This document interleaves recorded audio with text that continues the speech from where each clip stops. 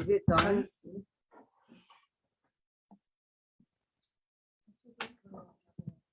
Yeah. The volume is on. We're already, and it has a cap battery.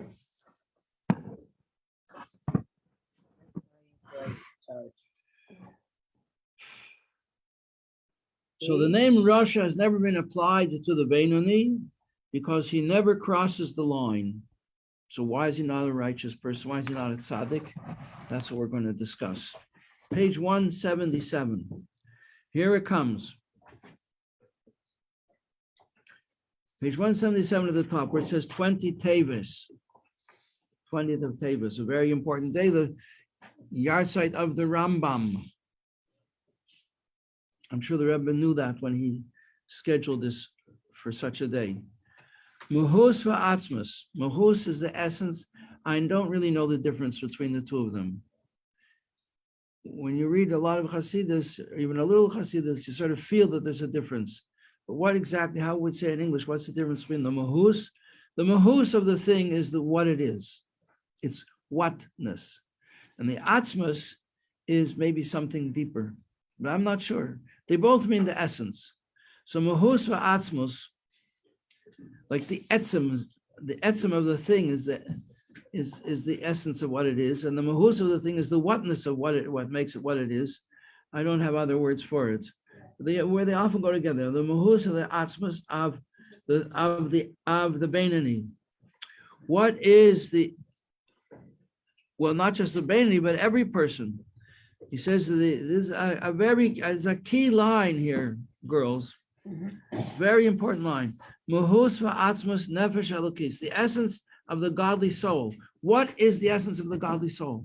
He's going to tell us right now. You always wanted to know. Good morning. Ms. Rappaport, yes? You think so? Okay, good. I also think so. So we're agreed. We're agreed on that. Also from Brazil. One of those.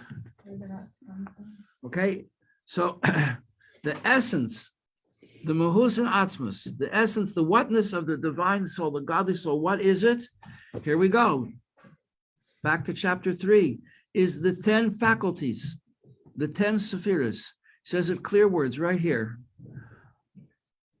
Shehein Eser B'chinei Sel. These are the 10 aspects or faculties that make up the soul, which we know subdivide into 3 aspects of the brain, of the intellect, and 7 of the emotions, 7 emotional aspects seated in the heart, driven from the heart.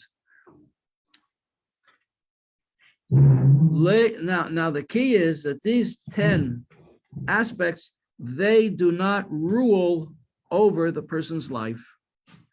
And that's the difference between him and the tzaddik. And the tzaddik, these 10 holy aspects of the godly soul, they do rule his life. When he thinks godly thoughts. When he speaks godly words. When he does his activities are godly activities. There's no messing around here. So now you're going to ask a question. So why isn't he the perfect tzaddik? I'm glad you asked. We learned that because in overcoming his animal soul, there were some vestiges or stains left that are of no practical importance in his life. They're finished, but there's still some residue, minuscule amount of residue, like 1 part in 1,000, 1 part in 10,000, 1 part in 100,000, still something there. So it's a tzaddik, he is a tzaddik, he's ruled over by his godly soul. Viraloi, it's bad, he has bad. Doesn't mean that he's poor, doesn't mean that he suffers, although these interpretations have been put forward. It means that there's some inactive residue left over in his essence. Okay, in the Beinoni, these 10 aspects Leila hen levadan. What makes him not a tzaddik is that they are not in sole control. They do not have the malucha, that is to say, the rulership. V'memshala, the dominion, be'ir katana, over the city. Remember, the metaphor that we're working with is two warring armies fighting for control of a certain city, like Kiev. You have two armies fighting for control. There's the good army and there's the not good army. And in the Beinani, the good army, his divine soul, Leila and Levadan Hamalucha, does not always have the rulership, the Memshala, and the sovereignty, Be'ir Katana, in the small city, which is your heart. Page, moving down the page, 177. Ki im be'itim mezumanim, except at certain times. Well, what's that time? That's very important for me to know what that time could be. When is it that my divine soul is really in control? So he tells us, be'itim mezumanim, this certain time are, for instance, b'shas kriya shema, when we say the Shema in the morning, or when we say Shema at night. At that moment, we are completely given over to Hashem.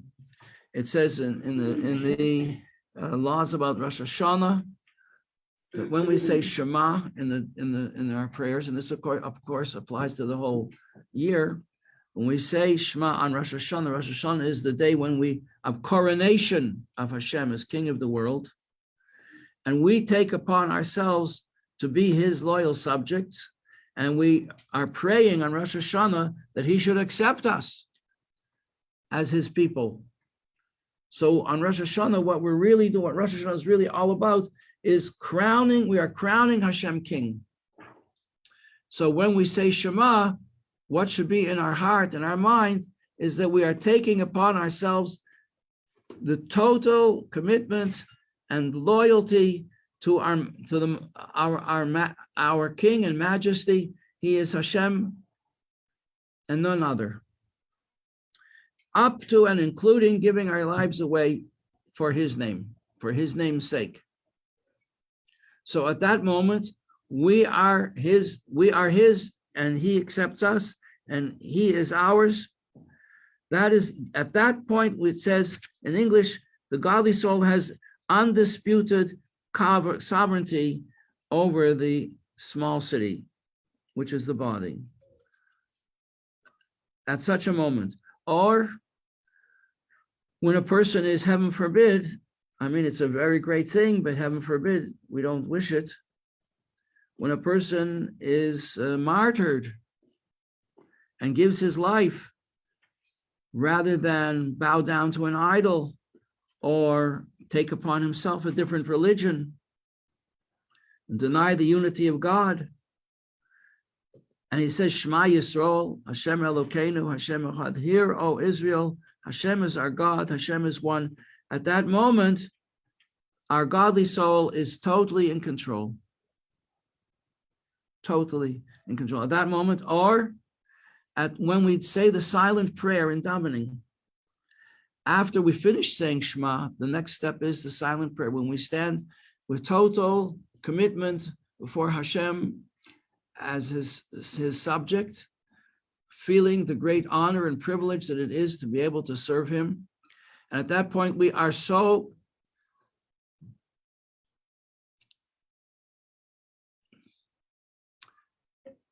bottled, I can't think of an English word for it, so bottled before His Majesty that we can't even open our mouth. Like a person goes before a great sage, and not just a sage, but a tzaddik, a righteous person, says, what can I do for you? And he can't open his mouth. He can't say anything. I told you the story. I don't often tell it.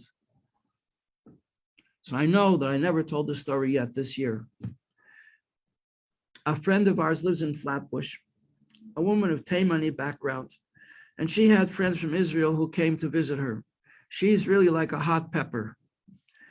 And she's a lot of fun. And these friends of hers came from Israel, a husband and a wife. The husband was a very important personality in the kibbutz, a very prosperous kibbutz in Israel, and he was in one of the positions of authority there. And he was not a religious person. It was not a religious kibbutz, and he was not a religious person. But she had different feelings, and she was very anxious to meet the great rabbi of Lubavitch Rebbe. And her friend, from Flatbush, she would come to the Rebbe every week on a Sunday to receive $1 and a blessing. And she really, really, with all her heart and soul, wanted Moshiach to come. And she brought them to the Rebbe, and the husband said, "You go, I'll stay here. I'll wait for you girls in the car." And they went, and the line was very long, as it usually was on Sundays, an hour and a half, till they got their turn to come by the Rebbe. And when she came out, the wife came out, she was very excited and told her husband he has to go. He said, I'm not interested. I don't believe in all this, you know. She said, no, you have to go. We're one being. You're my husband. I'm your wife. You have to go. He says, I don't have to go. She says, but isn't there anything that you need in life? He says, I don't need. I'm fine. Oh Hashem, I'm perfectly fine. She said, well, you're a responsible person on the kibbutz. Have you had any rain this year? He said, no, we haven't had rain this year. It's a problem. She said, well, how do you expect to solve that problem? Where are you going to go to get the rain? Well, she said, do you have a better address? So that convinced him. He said, okay, he'll go and he'll ask a bracha that the kibbutz should have rain. He doesn't need anything. The kibbutz should have rain. And so she said, okay, I'll wait in the car. So she waited with her friend from Flatbush, and he went in and he stood in line for quite some time, an hour and a half, whatever it was, maybe more. And finally he came out, and she was so excited, and she wanted to know, what did her husband have to say? What was his response? He went to the Rebbe. What did he think about it?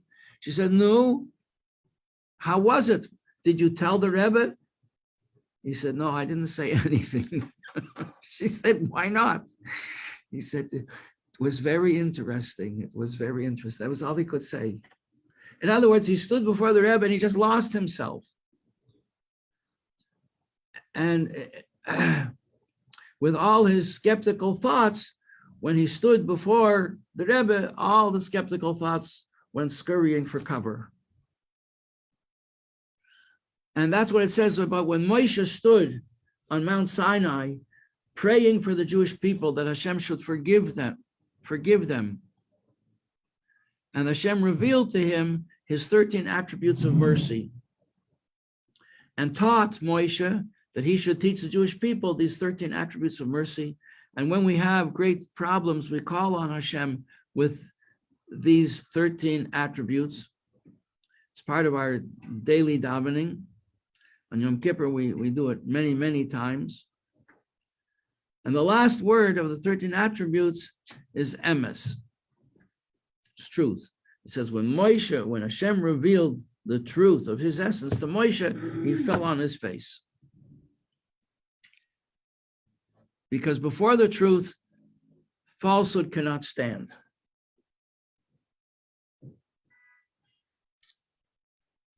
So that's the feeling of subservience and nullification of oneself, the obliteration of the ego that results when one confronts the truth. And when you enter the silent prayer, that's how you are. That's why you put your feet together, just like angels have complete subservience to God. They have no will of their own. They just do whatever they're sent to do. So we put our feet together in the silent prayer to be like angels, because angels stand on one foot with their feet together. And we cannot say anything before Hashem.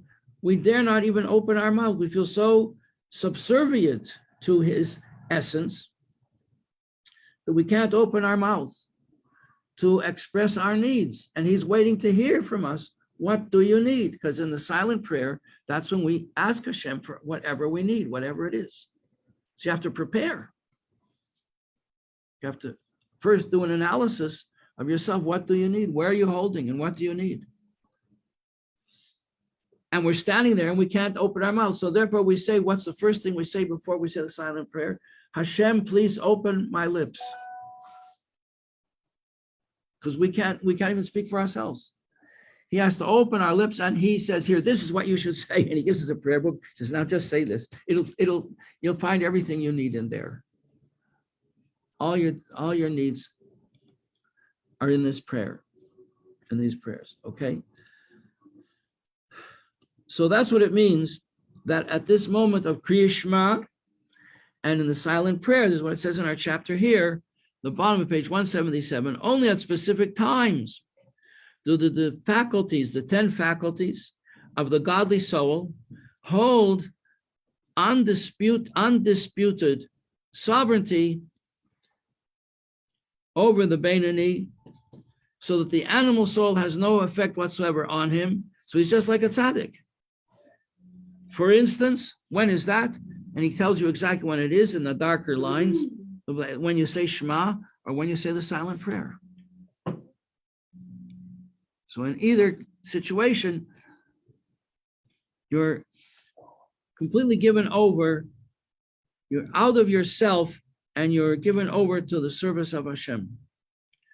Shishas moichin de gadlus l'mayla. Now here's a very important phrase. Moichin de gadlus l'mayla.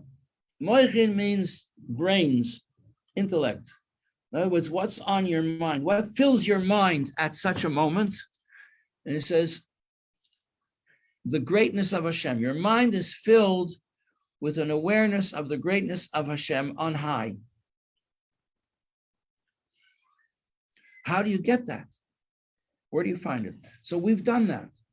That's the exercise that we did in chapter 3. We did that. We did that exercise. First of all, you think about the world. So you have to do this before you daven. You have to think. That's why we come to learn Hasidus before davening. You think about the world that you live in. You think about everything you know. You think, you remember all the wondrous things that you learned in nature, in your science class, and in your nature trips, and in your explorations of the world, and all the wonders of creation that you have seen and that you've witnessed and that you know. And you think about the wonders of your life, the extraordinary coincidences. We know there's no such thing as a coincidence of life. And you understand that everything in the world gets its life from Hashem. And you think, you can take time and think of every single thing that you know of.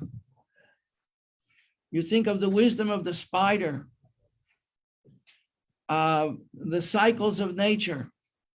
In the spring, you see the buds coming out on the trees, and you see how perfect every single leaf is. You think in the wintertime of the beauty of every single snowflake, the extraordinary wonder of the life cycles of any kind of creature that you ever learned about. And you realize that everything in the world is getting its life and its wisdom. And who taught the crocus root that it was time to push itself up from under the earth and begin to grow after being buried the whole winter? How does it know? How does the migrating bird know where to go when its parents left it behind and it has to make its way to southern climes all on its own? How does it know which direction to take? How do birds navigate without maps, without GPS? You wonder about these things. You see that, I mean, this is the story of Avraham Avinu, the first Jew, when he saw the sun coming up and giving life to everything in the world. He said, wow, this is the source of all life. This must be God. And there are people who worship the sun. They call them sun worshipers, right? But then the Medrash says that then the sun set and the moon came up. So he thought the moon pushed the sun away. The moon must be even stronger.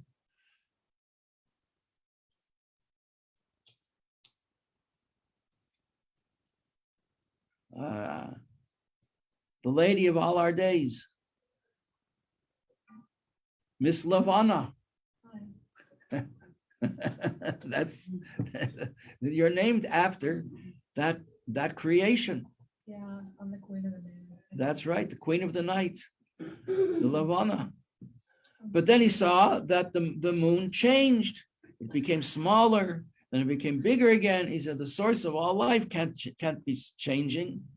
So he realized there must be something greater, something that I can't see, a greater force beyond the force of the power of the sun, the power of the moon. The moon makes the tides rise and fall and affects the climate and atmosphere, global warming. The moon is very powerful, very, very powerful. There are people try and use it for bad effects, the cast spells and so on. But that's forbidden. That's perverting the goodness, the good intent behind the whole creation. But when we think about the greatness of the whole of creation, and we realize that there's an animating force pulsing through the universe, then we have an inkling of what we call the greatness of Hashem, who gives life, who creates everything and gives life to everything every single second. This is the innovative idea of the Baal Shem Tov, that creation wasn't a one-time thing that happened 5,782 years ago, and since then we're on automatic pilot. It's all the time. The world is all the time recreating itself, being recreated out of absolute nothingness. And if it were not being recreated out of absolute nothingness, it would revert to becoming absolutely nothing. Right, Liba? We have a good metaphor for it. Bingo. It's not just a store in Borough Park. Bingo is a game that elderly people like to play when they get together. It's a social gathering. Kind of like Mahjong. Yeah. Okay. 5 bam, 2 crack. My older sister used to play Mahjong. Anyway, the bingo, they have this shoot of air blowing ping pong balls up in the air. And one by one, they fall down the chute, and they have a letter and a number written on them. And these letters and numbers correspond to the bingo card that you get. And if you get the right numbers to make a straight line of 5 in a row, you're a winner. First one is the winner. Well, that air chute has to be blowing air the whole time to keep the ball up in the air. And if the air chute should be turned off, so to switch off, then no more air chute, right? So the world is just like this ping pong ball that Hashem is keeping it suspended in space, out of nothing. And if we turn off the electricity, then it reverts to the state of nothingness that it was in before we turned the electricity on. Or another metaphor that's used in Hasidus is the light of the sun. Now, we spoke about the difference between the sun, the source of light, and the light of the sun, which is an emanation, a radiance, a ray, just a ray that shoots out from the light, from the sun. Whereas the essential energy of the light of the sun is just, the numbers are just too huge to even talk about. They have a special number system to measure the heat and energy of the sun, just way beyond anything that we can imagine, right? So there's the energy of the sun, and then there's the light of the sun. Well, what comes into our rooms is only the light of the sun, just the radiance of the sun. What is that ray of sun in its source? Nothing. So if Hashem is not if the light of the sun would collapse upon itself, what do they call it? A dark hole or something like that, that it doesn't give out any radiance. All that energy is not giving out anything. So then all the energy just returns to its source. in the sun. So if Hashem was not creating the world out of nothing the whole time, it would revert to the way it was in its source, which is no more significant than a ray of sun, one ray of sun in the whole of the sun, the orb of the sun itself. Totally bottled, totally insignificant. So when we think about that, these kind of thoughts fill our mind, then we have some kind of inkling of what we mean by the greatness of Hashem that is doing this to the whole universe and every single creature. How do the bumblebees know to make honey? Who teaches them where to go? How do they do it? How do they transform the honey into pollen dust into food for the young? How does the honeybee make a hive? The perfect shape. What is the hexagon? How do they do it? There's so much. Who makes the scales on the fish? Who teaches the fish how to make scales out of itself? All these things that we think about, that we learn about, tell us about the greatness of Hashem that is just keeping this whole ecological system going in the middle of nowhere, in the middle of emptiness, that he also creates. The emptiness he also creates. So then we're thinking now about the greatness of Hashem, and then we take step 2. After we think about the greatness of Hashem, how Hashem fills the whole world with his life and energy, and we could call that his glory, that he does this. But the glory of a person, that's not who the person really is. That's like a great athlete, yeah. He wins all the gold medals in the competitions. But who is he? Maybe he's a dummy. Maybe he's a great philosopher.